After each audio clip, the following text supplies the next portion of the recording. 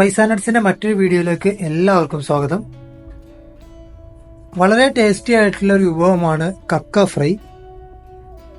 വളരെ എളുപ്പത്തിൽ ടേസ്റ്റി ആയിട്ടുള്ള കക്ക ഫ്രൈ എങ്ങനെ ഉണ്ടാക്കുന്നത് നോക്കാം. അതിന് വേണ്ടിയിട്ട് ഇവിടെ എടുത്തിരിക്കുന്നത് 1/2 കിലോ നന്നാക്കിയ കക്കയാണ് എടുത്തിരിക്കുന്നത്. നന്നാക്കിയ ശേഷം ഇതിന്റെ വെയിറ്റ് 1/2 കിലോ ഉണ്ട്. 1/2 കിലോ കക്കയാണ് ഇവിടെ ഉപയോഗിക്കുന്നത്. ഒരു ചെറിയ സവാള ചെറുതായി ചോപ്പ് ചെയ്ത് എടുത്തത്,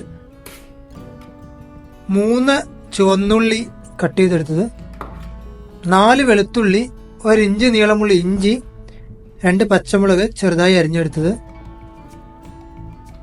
2 തണ്ട് കറിവേപ്പില, 1/2 ടീസ്പൂൺ മുളക് പൊടി,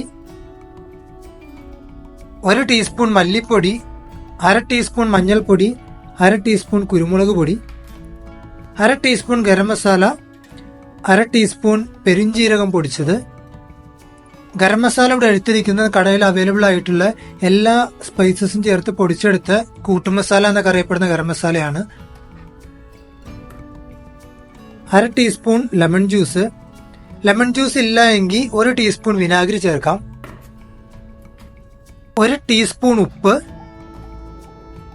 1/4 കപ്പ് തേങ്ങ ചിരവിയത്, 2 ടേബിൾ സ്പൂൺ വെളിച്ചെണ്ണ.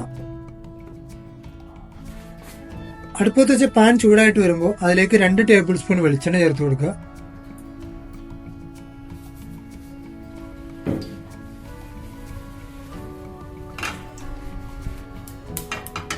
വെളിച്ചെണ്ണ നന്നായിട്ട് ചൂടായിട്ട് വരുമ്പോൾ അതിലേക്ക്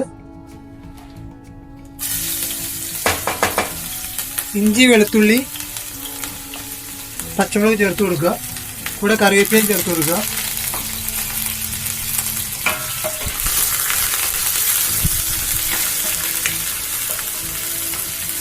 നന്നായിട്ട് ഇളക്കിയ ശേഷം അതിലേക്ക് ചുവന്നുള്ളി അരിഞ്ഞു വെച്ച് ചേർക്കുക.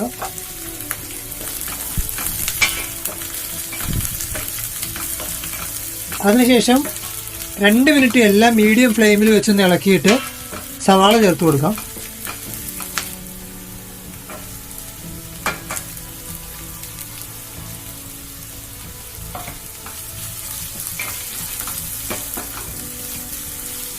സവാള ചേർത്ത് ഫ്ലെയിം മീഡിയം ഫ്ലെയിമിൽ വെച്ച് സവാള നന്നായിട്ട് ഗോൾഡൻ ബ്രൗൺ ആകുന്നത് വരെ കുക്ക് ചെയ്യാം. ഇടയ്ക്കിടയ്ക്കൊന്ന് ഇളക്കി കൊടുക്കുക. ഫ്ലെയിം മീഡിയം ടു ലോ ഫ്ലെയിമിലേക്ക് മാറ്റുക. സവാള നല്ല ഗോൾഡൻ ബ്രൗൺ ആയിട്ടുണ്ട്. ഇപ്പോൾ ഒരുപാട് കരിയിച്ച് കളയരുത്. ഇതിലേക്ക് ഫ്ലെയിം ലോ ഫ്ലെയിമിലേക്ക് മാറ്റി ഉപ്പ് ചേർത്ത് കൊടുക്കുന്നുണ്ട്.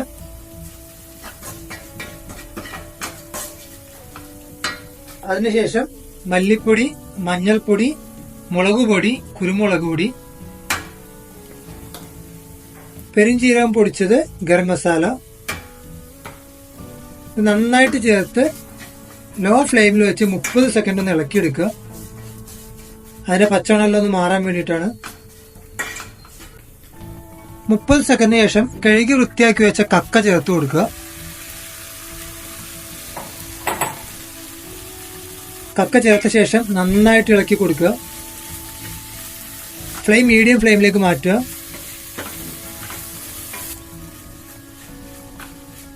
അപ്പൊ നന്നായിട്ട് ഇളക്കി യോജിപ്പിച്ചിട്ടുണ്ട്. ഇനി ഫ്ലെയിം മീഡിയം ഫ്ലെയിമിൽ തന്നെ വെച്ച് മീഡിയം ടു ലോ ഫ്ലെയിമിൽ വെച്ചിട്ട് 5 മിനിറ്റ് മാത്രം കക്ക ഒന്ന് വേവിച്ചെടുക്കുക. ഇടയ്ക്കിടയ്ക്ക് ഒന്ന് ഇളക്കി കൊടുക്കണം, അല്ലെങ്കിൽ അടി കത്തിപ്പോവും. 5 മിനിറ്റ് കൂടുതൽ കക്ക വേവിക്കരുത്. കാരണം ഇനി തേങ്ങയെല്ലാം ചേർത്തിട്ട് പിന്നെയും 2-3 മിനിറ്റ് കൂടി വേവിക്കാനുള്ളതാണ്. ഇടയ്ക്കിടയ്ക്ക് ഇളക്കി കൊടുക്കുക. കക്ക ഒരുപാട് ചൂട് കൊണ്ടു കഴിഞ്ഞാൽ ഇതും റബ്ബറി ആവും, പിന്നെ കഴിക്കാൻ കഴിയില്ല, ഒരു ചൂയി എഫക്റ്റ് ആവും. അപ്പോൾ ആ ഒരു ഫീല് വരാതിരിക്കാൻ വേണ്ടിയിട്ട് 5 മിനിറ്റ് മാത്രം കുക്ക് ചെയ്യുക. ഫ്ലെയിം മീഡിയം ഫ്ലെയിമിൽ വെച്ചിട്ടുണ്ട്. 5 മിനിറ്റ് ഇനി ഇങ്ങനെ വെച്ച് കുക്ക് ചെയ്തെടുക്കുക.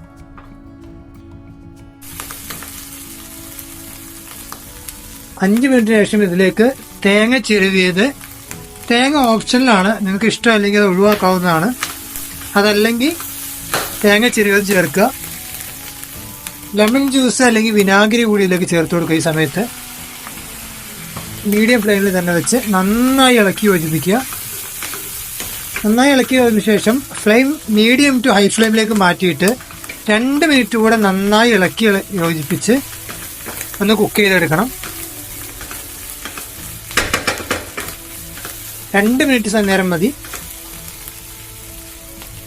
ഫ്ലെയിം മീഡിയം ടു ഹൈ ഫ്ലെയിമിലാണ് ഇരിക്കുന്നത്.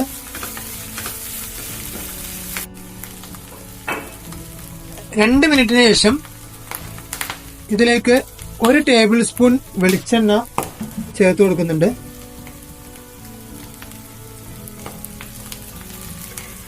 വെളിച്ചെണ്ണ ചേർത്ത് 1 മിനിറ്റ് കൂടി മീഡിയം ടു ഹൈ ഫ്ലെയിമിൽ കുക്ക് ചെയ്തിട്ട് നമുക്കിത് ഓഫ് ചെയ്ത് വെക്കാം.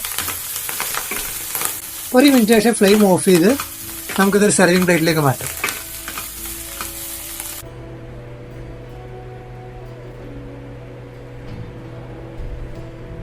കക്ക ഫ്രൈ റെഡി ആയിട്ടുണ്ട്. കക്ക ഫ്രൈ ഉണ്ടാക്കുമ്പോൾ ടൈം നന്നായിട്ട് ശ്രദ്ധിക്കുക. വീഡിയോ നിങ്ങൾക്ക് എല്ലാവർക്കും ഇഷ്ടമായെന്ന് കരുതുന്നു. റെസിപ്പി വീട്ടിൽ ട്രൈ ചെയ്ത് നോക്കുക. ഇഷ്ടമായി കഴിഞ്ഞാൽ സുഹൃത്തുക്കൾക്കും കുടുംബക്കാർക്കും എല്ലാം ഷെയർ ചെയ്ത് കൊടുക്കുക. മറ്റൊരു വീഡിയോവും മറ്റൊരു വിഭവമായിട്ട് വരുന്നത് വരേക്കും എല്ലാവർക്കും ബൈ.